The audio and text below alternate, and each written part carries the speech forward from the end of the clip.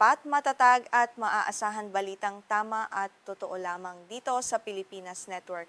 Magandang araw sa ating mga kababayan sa Pilipinas at sa buong mundo. Huwag kalimutang pusuan ang video, sumubaybay at pindutin ang patingaw upang lagi kayong updated sa balita. Simulan na natin. Isang mainit at seryosong pagbati sa inyong lahat na patuloy na sumusubaybay sa ating mga ulat ukol sa mga pinakabagong kaganapan sa buong mundo. Ang sigalot sa silangang Europa ay pumasok na sa isang mas komplikado at mas mapanganib na yugto kung saan ang mga bakbakan ay hindi na lamang nakatutok sa mga nakatalagang harap ng labanan sa lupain. Ang saklaw ng mga operasyong militar ay mabilis na lumalawak patungo sa mga sibil na pasilidad, mga pambansang sistemang panglogistika at maging sa mga malalayong rutang pandagat tulad ng Dagat Caspian.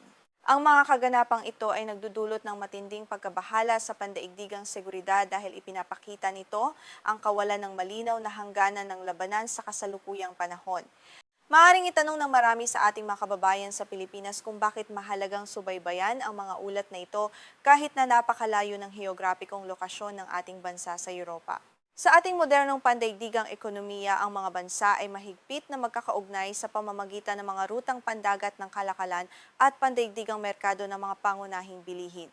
Ang anumang kaguluhan sa mga pangunahing ruta ng kalakalan ay may direktang sunod-sunod na epekto sa ating pambansang ekonomiya, partikular sa presyo ng langis, gasolina, at mga pangunahing produktong pagkain tulad ng trigo at pataba.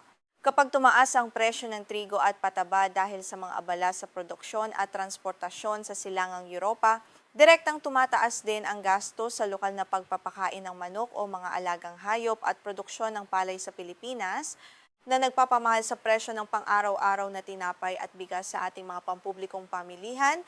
Bukod sa usapin ng pagkain, ang banta rin sa seguridad sa mga rutang pandagat ay nagdudulot ng spekulasyon sa pandaigdigang merkado ng krudong Brent kung saan ang bawat pagtaas ng presyo ng langis sa pandaigdigang merkado ay may direktang kasunod na pagtaas sa lokal na presyo ng gasolina at diesel sa bansa. Napakahalaga rin itong usapin para sa seguridad ng libu-libong Pilipinong mandaragat na nagtatrabaho sa mga barkong pangkomersyong nagdadala ng kargamento sa iba't ibang panig ng mundo. Ang paglawak ng mga operasyong militar sa mga internasyonal na rutang pandagat ay direktang naglalagay sa panganib sa buhay ng ating mga mandaragat na sakay ng mga barkong pangkomersyo. Sa ulat na ito, magbibigay tayo ng isang seryoso, walang kinikilingan at balanseng pangkalahatang tanaw sa dalawang pangunahing usapin na kasalukuyang nagpapataas ng tensyon sa internasyonal na komunidad. Una nating tatalakayin ang mga ulat at alegasyon hinggil sa di umano'y pag-atake ng Ukranya sa isang barkong pangkargamento ng Iran sa rehiyon ng Dagat Caspian. Isang insidente na nagpapakita ng paglawak ng saklaw ng operasyon patungo sa isang napakahalagang rutang pandagat ng supply. Pangalawa, ating susuriin ang patuloy na palitan ng akusasyon sa pagitan ng Rusya at Ukranya kaugnay ng pambobomba sa mga pasilidad ng sibilyan. Kabilang dito ang ulat sa pag-atake sa isang pasilidad na bakasyunan sa Kirillovka sa rehiyon ng Zaporizhzhia at ang magkakasunod na pag-atake sa mga sentro ng paghahatid ng serbisyong koryo sa Kharkiv at Sumy. Ilalahad natin ang mga pahayag ng magkabilang panig ng may kaukulang pag-iingat at pagsusuri sa digmaan sa impormasyon. Simulan natin ang ating pagtalakay sa mga ulat ukol sa insidente sa rutang pandagat sa Dagat Caspian. Ayon sa mga paunang ulat na nagmula sa Serbisyong Pansiguridad ng Ukranya o SBU at tanggapan ng paniktik militar ng Ukranya, nagsagawa ang Ukranya na mga malayo ang pag-atake ng mga drone sa mga sasakyang pandagat sa rehiyon ng Dagat Caspian.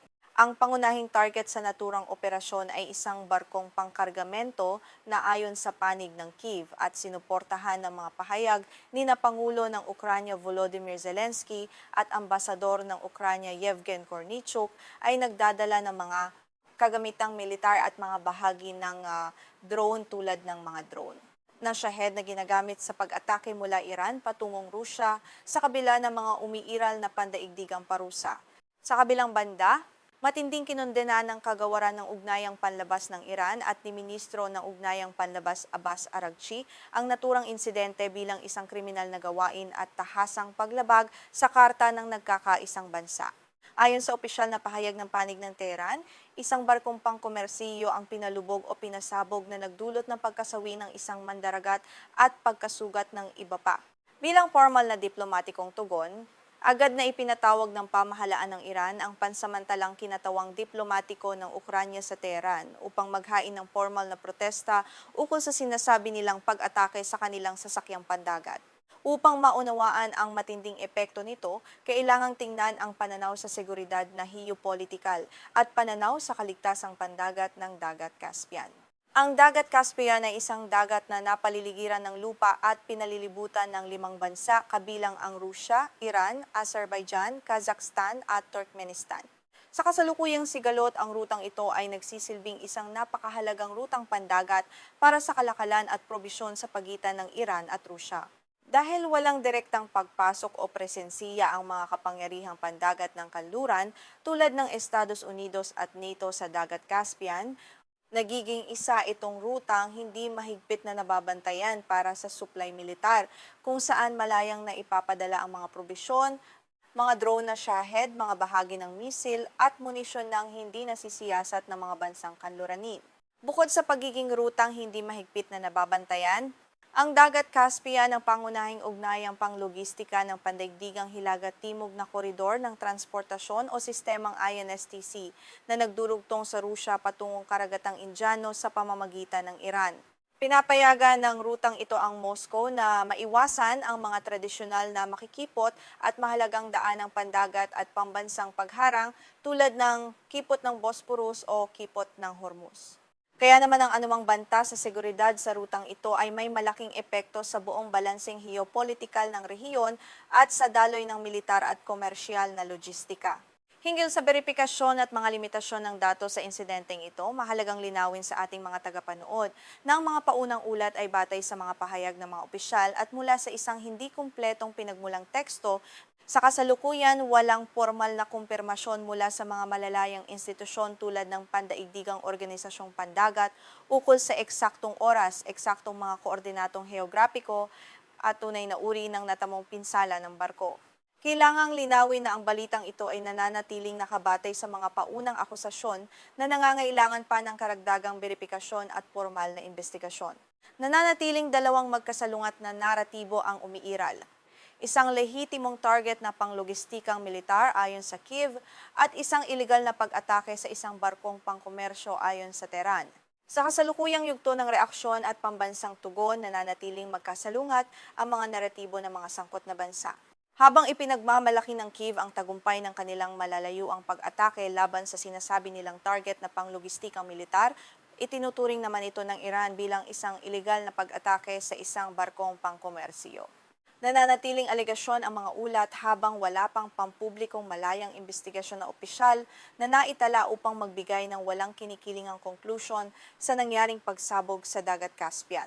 Ang mga implikasyon sa seguridad at kalakalan ng patuloy na tensyon sa Dagat Caspian ay napakatindi para sa pandaigdigang merkado.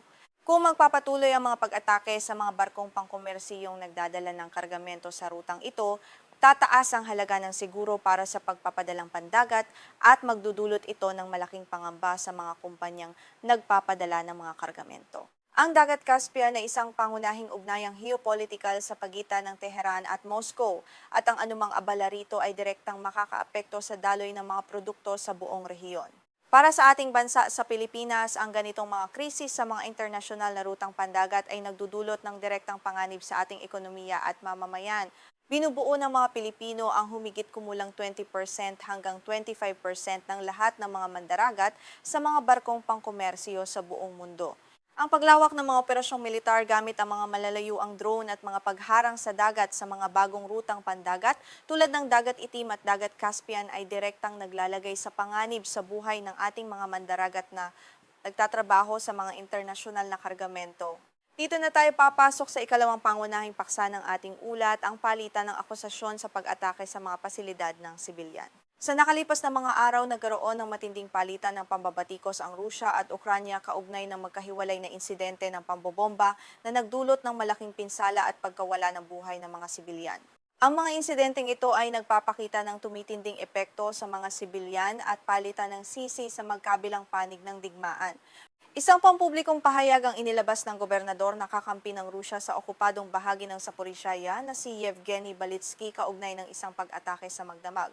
Ayon kay Balitsky, naglunsad ang puwersa ng Ukranya ng isang pag-atake sa magdamag gamit ang UAV o drone na tumama sa mga sentrong libangan at mga pasilidad na bakasyunan sa baybayin ng Kirillovka sa rehiyon ng Zaporizhia.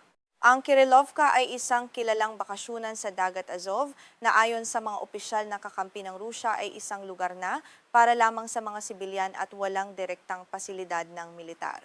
Batay sa opisyal na datos ng pinsala mula sa unang ulat ni Gobernador Balitsky, 8 katao ang agad na kinumpirmang nasawi, kabilang ang 2 bata habang lapat-atob na iba pa ang sugatan kabilang ang 3 bata. Sa mga sumunod na ulat ng mga operasyong paghahanap at pagsagip sa parehong araw, pumasok ang mga karagdagang impormasyon na nagpapakitang umakyat sa 11 hanggang 12 ang kabuang bilang ng namatay habang 19 ang sugatan. Kabilang sa mga nasawi ang hanggang 5 bata habang ang mga sirang pasilidad ay patuloy na sinusuri ng mga autoridad sa gitna ng matinding pinsala. Tahasang inakusa ng mga opisyal ng Rusya kabilang ang mga pahayag mula kay Maria Zakharova na ang pambobombang ito sa Zaporizhia ay isang hayag na krimen at isang brutal at teroristang pag-atake na tahasang tumarget sa mga tulog na pamilya at bakasyonistang sibilyan. Sa kabilang banda, walang formal na pag-amin ng Kyiv sa partikular na insidenteng ito, habang nananatili ang kanilang pangkalahatang paninindigan na ang kanilang mga malayuang pag-atake ng mga drone ay nakatuon lamang sa mga legal na target militar, tulad ng mga kampo ng sundalo o mga himpilan ng pamunuan na paminsan-minsang inilalagay ng mga puwersa sa mga bakanteng pasilidad na bakasyunan, bagamat walang malayang kumpirmasyon sa kasong ito. Samantala sa ikalawang insidente, naglabas naman ng matinding pambabatikos ang pamahalaan ng Ukranya sa Kyiv laban sa puwersa ng Rusya. Ayon sa ulat ni Oleh Sinihubov mula sa panggasiwaang militar ng rehiyon ng Kharkiv at ng pamunuan ng pambansang tagapagkaloob ng serbisyong Koreo na Nova Poshta, naglunsad ang Rusya ng tinatawag na sunod na pag-atake sa isang lugar gamit ang mga drone na pinapagana ng makinang jet at mga misil sa isang himpilan ng pagbubukod-bukod ng Koreo at sentro ng logistika sa karatig lungsod ng Kharkiv at maging sa Sumy. Sa insidenteng ito sa himpilan ng pagbubukod-bukod ng Koreo sa Kharkiv, 3 magkakasunod na pag-atake ang naitala na ikinasawi ng 3 lalaki, kabilang ang 2 empleyado at isang chopper, habang humigit kumulang 20 iba pa ang nagtamo ng iba't ibang uri ng sugat. Sa hiwalay ngunit magkatulad na pag-atake sa himpilan sa Sumy, gamit din ang mga drone na pinapagana ng makinang jet at mga misil, true trooper ng serbisyong Koryo ang nasawi habang nagpoproseso ng paghahatid ng mga kargamento. Ang paglilinis at pagtulong sa lugar ay lalo pang naging komplikado dahil sa patuloy na banta ng mga karagdagang pag-atake ng kaaway. Tukuyin natin kung ano ang ibig sabihin ng sunod o paulit-ulit na pag-atake sa iisang lugar na inakusan ng panig ng Ukranya. Ito ay isang taktika kung saan inaatake ang iisang target ng 2 o 3 beses sa loob ng maikling agwat ng oras. Ang pangunahing layunin ng ikalawa o ikatlong pagsabog ay maabutan at madamay ang mga unang rumesponde, mga tagasagip, at mga manggagawang sumusubok na tumulong sa mga biktima ng unang pagsabog. Ang ganitong estratehiya ay tinutuligsa ng Kyiv bilang isang teroristang taktika at malinaw na paglabag sa pandaigdigang batas makatao. Dahil sa mga naputol na pinagmulang teksto at limitadong pampublikong datos, kailangan paalalahanan ng ating mga tagapanood na kulang ang mga ibinigay na detalye ukol sa eksaktong lokasyon ng sentro ng paghahatid at sa kumpletong opisyal na tugon ng Rusya sa partikular na akusasyon ukol sa mga sentro ng Koryo sa Sumy at Kharkiv. Kailangang ihain ang puntong ito bilang mga opisyal na pahayag ng Kyiv na nangangailangan pa ng karagdagang beripikasyon mula sa mga malalayang tagamasid bago makabuo ng pinal na konklusyon. Ang epekto ng mga pag-ataking ito sa pamayanan at sa mga ordinaryong sibilyan ay napakabigat at nakalulungkot. Ang mga pamilya, mga bata at mga manggagawa sa logistika na ginagampanan lamang ang kanilang pang-araw-araw na trabaho sa pagpapadala ng pagkain, gamot, at personal na kagamitan ang patuloy na nagbabayad ng pinakamataas na halaga sa gitna ng tumitinding palitan ng pambobomba. Upang maiwasan ang pagkalat ng takot at pagkaparalisa ng pambansang sistema ng supply, agad na inilipat ng Nova Poshta ang kanilang mga ruta ng paghahatid sa mga alternatibong sentro ng logistika. Gayunman, ang pagkasira ng mga pambansang sistema ng supply ay nagdudulot pa rin ng matinding paghihirap sa buhay ng mga ordinaryong mamamayan sa magkabilang panig ng sigalot. Upang magkaroon ng malalim at walang kinikilingang pagsusuri, kailangan nating talakayin ang kalagayan ng beripikasyon at ang umiiral na digmaan sa impormasyon sa gitna ng giyera. Ang parehong balita ang insidente sa Dagat Caspian at ang magkahiwalay na pag-atake sa pasilidad na bakasyunan sa Zaporizhia at mga himpilan ng paghahatid ng koreo sa Kharkiv at Sumy ay nagmumula sa mga pahayag ng mga opisyal ng gobyerno at militar. Dahil dito ang bawat ulat ay nangangailangan ng malayang paghahambing at pagsusuri bago ito tanggapin bilang pinal na katotohanan. Sa gitna ng armadong labanan, ang digmaan sa impormasyon o labanan ng naratibo ay kasing halaga ng pisikal na giyera sa larangan. Ang magkabilang panig ay gumagamit ng sadyang paghubog ng mensahe, piniling pagsisiwalat at estratehikong komunikasyon upang makakuha ng pandaigdigang simpatiya at bentahe sa diplomasya. Sa pamamagitan ng piniling pagsisiwalat at paglalahad, ang bawat panig ay naglalabas lamang ng mga detalyeng pabor sa kanilang mga layunin ng operasyon, tulad ng pagbibigay diin sa mga nasawing sibilyan sa kanilang panig habang itinatago o itinatanggi ang sarili nilang mga pagkalugi ng militar. Mayroon ding digmaang pangkaisipan sa pamamagitan ng wika kung saan ang paggamit ng mga terminong tulad ng teroristang gawain, brutal na krimen, o lehitimong tugon militar ay mga sinadyang salita upang umapela sa emosyon ng publiko at makaimpluwensiya sa mga pampublikong desisyon ng mga alyadong bansa. Bukod dito, ang tinatawag na kalituhan sa gitna ng digmaan at ang mabilis na pagpapakalat ng impormasyon matapos ang isang pag-atake ay nagdudulot ng matinding pagkalito kung ang isang tinamaang pasilidad ay para lamang sa mga sibilyan o ginagamit bilang pansamantalang himpilang panglogistika o sentro ng pamumuno ng militar.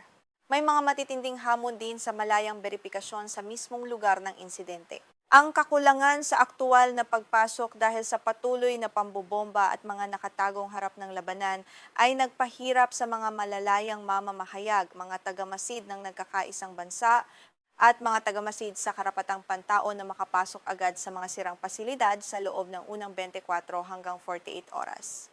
Bukod dito, bagamat nakatutulong ang paniktik mula sa mga bukas na mapagkukunan tulad ng mga larawang kuha ng satellite at pagsusuri sa lokasyon sa mga video mula sa Telegram o X, may limitasyon pa rin ang OSINT laban sa mga gawa-gawang larawan, mga lumang bidyong muling ginamit o ini-upload, at mga huwad na bidyong nilikha gamit ang artificial na intelihensiya na ipinapakalat sa internet. Ang tungkulin ng isang walang kinikilingan at responsableng pag-uulat ay ilahad ang lahat ng pahayag ng may kaukulang pag-iingat at pagdududa habang walang malayang kumpirmasyon mula sa mga internasyonal na organisasyon. Hindi natin dapat tanggapin agad ang naratibo ng alinmang panig ng walang sapat na ebidensiya at formal na investigasyon. Bilang buod ng ating mga pangunahing punto, nakita natin ngayon kung paanong ang sigalot sa silangang Europa ay patuloy na lumalawak patungo sa mga kritikal na rutang pandagat sa Dagat Caspian at sa mga pambansang sentro ng logistika. Samantala, ang palitan ng pambobomba sa mga pasilidad ng sibilyan sa Zaporizhia at sa mga himpilan ng paghahatid sa Kharkiv at Sumy ay patuloy na nagdudulot ng matinding dalamhati at pagkawala ng buhay ng mga walang kalaban-labang mamamayan. Sa mga susunod na araw, mahalagang subaybayan ng ating mga tagapanood ang mga lalabas na ulat ng malayang beripikasyon mula sa mga internasyonal na samahan. Kailangan ding bantayan ng mga opisyal na pahayag mula sa mga pamahalaan ng Ukranya, Rusya at Iran, pati na rin ang magiging epekto ng mga insidenteng ito sa pandaigdigang presyo ng langis, seguridad ng pagkain, at kaligtasan ng ating mga Pilipinong mandaragat. Naway magsilbi ang ulat na ito bilang isang paalala sa kahalagahan ng kritikal na pagsusuri sa mga balitang pandaigdig at ang ating patuloy na panalangin para sa kaligtasan at kapayapaan ng lahat ng mga sibilyang nadadamay sa giyera. Kung gusto ninyong manatiling may pinakabagong kaalaman at makatanggap ng higit pang walang kinikilingan at malalim na pagsusuri sa mga balitang pandaigdig, pindutin ang like sa video na ito, mag-subscribe sa ating channel at i-on ang kampana.